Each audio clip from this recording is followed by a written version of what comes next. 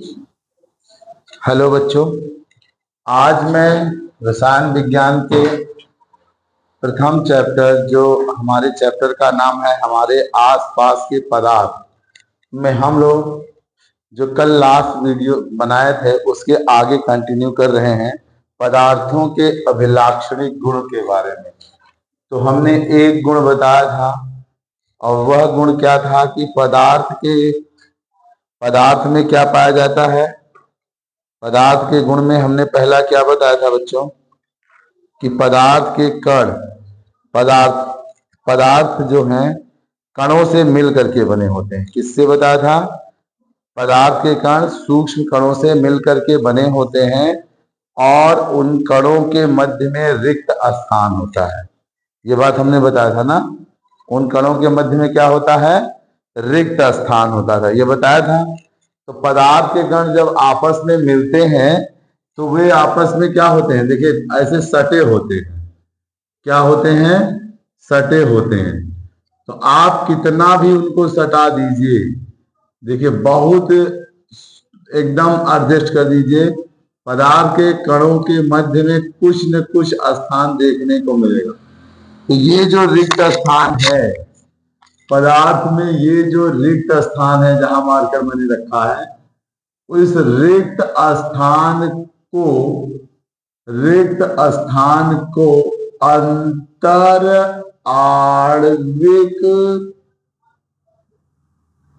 स्थान कहते हैं। अंग्रेजी में inter molecular space, molecular space कहते हैं। तो ठोस में इंटरमॉलिक्यूलर स्पेस कम होता है, किंतु द्रव में इंटरमॉलिक्यूलर स्पेस थोड़ा गैस से कम होता है, गैस में सबसे ज्यादा होता है। और सबसे कम अंतर आणविक स्थान किसमें होता है? ठोस में, क्योंकि ठोस के अणु एक दूसरे से बहुत ही तेजी से सटे होते हैं। अब हमारा आज दूसरा पॉइंट आता है कि पदार्थ के कण निरंतर गतिशील होते हैं। पदार्थ के कण, अगर एक बर्तन आप पानी ले लीजिए या कुछ भी ले लीजिए और आप उस पानी को ले करके कहीं रख दीजिए, तो आपको ये लगेगा कि जल एकदम ठहरा सा हुआ है ना, रुका हुआ है ना, लेकिन वास्तव में जल के अणु ठहरे नहीं होते हैं। अंदर अंदर इधर उधर क्या कर रहे होते हैं?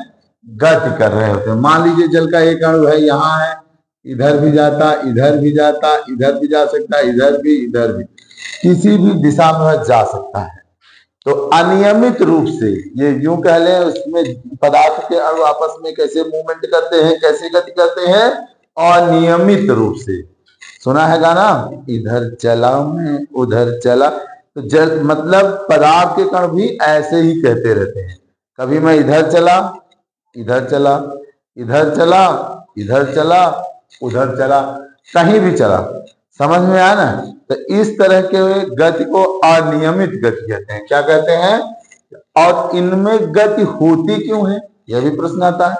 तो जब तक किसी भी पदार्थ में ऊर्जा नहीं होगी, गति संभव नहीं होगी। तो इन अणुओं में, पदार्थ के कणों में कौन सी ऊर्जा पाई जाती है? गतिज ऊर्जा पाई जाती है।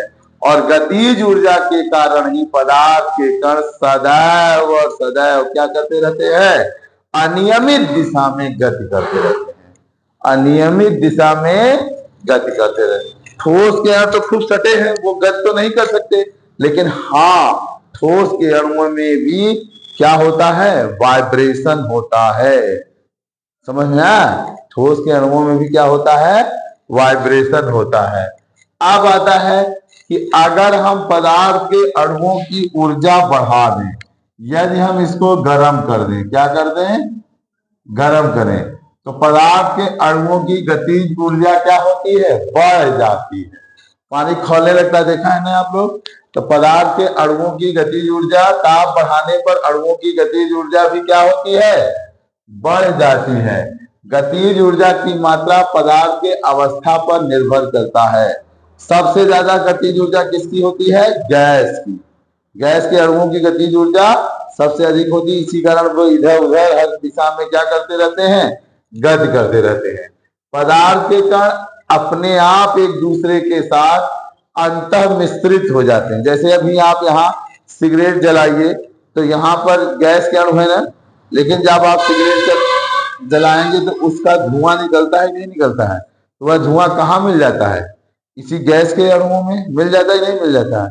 दूध लीजिए आधा लीटर और उसमें पानी मिलाइए तो पानी और दूध एक दूसरे में मिल जाते हैं कि नहीं मिल जाते हैं। तो पदार्थों में यह गुण पाया जाता है कि वे एक दूसरे के साथ क्या हो जाते हैं, अंतः मिश्रित हो जाते हैं। और ऐसा कणों के मध्य उपस्थित अंतरा अणु स्थान के कारण होता है। पानी में चीनी लाके घोल दीजिए तो घुल जाता है कि नहीं घुल जाता है, तो वो चीनी कहाँ गया, वो चीनी जल के अणुओं के मध्य उपस्थित अंतरा अणु स्थान में समाहित हो गया। क्या हो गया, अंतरा अणु स्थान में क्या हो गया बच्चों, समाहित हो गया।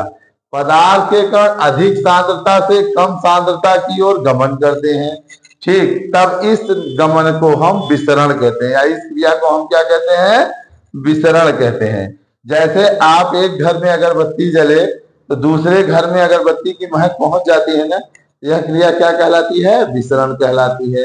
यदि यहाँ पे कोई बच्चा सेंट लगा के आया, पूरा क्लासरूम भरा रहे और कोई न बताए, लेकिन कुछ देर के बाद महक पहुंच जाए, जिसका क्या मतलब हुआ कि गैस के अणु से टकरा के ही तो वहां पे महक पहुंची। इस क्रिया को क्या कहेंगे, विसरण कहेंगे। पक्का समझ में आया।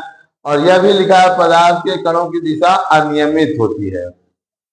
अब आता है कि पदार्थ के कण एक दूसरे को आकर्षित करते हैं। सही बात है, पदार्थ के कण एक दूसरे को क्या करते हैं, आकर्षित करते हैं, बुलाते हैं, आ भी जा, अभी जा, ऐसे बुलाते हैं पदार्थ। अब उनकी आवाज तो होती नहीं, मतलब आकर्षण होता है। तो अब यह आकर्षण भी देखिए लिखा है ना,